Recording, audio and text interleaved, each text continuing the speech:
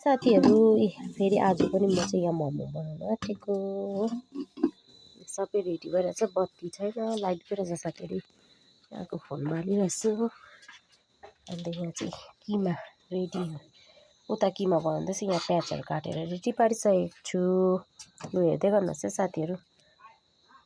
लु है हाम्रो चाहिँ यहाँ रेडी भइसकेको छ। अन्त यहाँ अब सबैजना खाँदैछ हो मोमो पाकेर पनि। त्यहाँदेखि चाहिँ म पनि खानु सुरु गरेँ साथीहरू।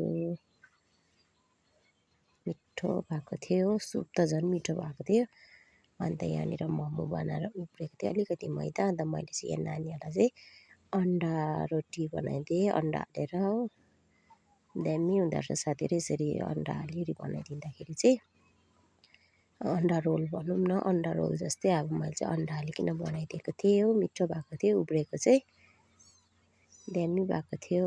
अन्त यो चाहिँ बिहान खाजा हुन्छ भनेर मोमो भक्कु खाएको थिएँ नि त, अन्त खानु सक्दैन। अन्त बिहान हुन्छ भनेर चाहिँ मैले यहाँ बनाइदिएँ। अन्त मलाई चाहिँ सुप पुरा मन पऱ्यो। अन्त फेरि मैले चाहिँ यहाँ सुप खाएँ।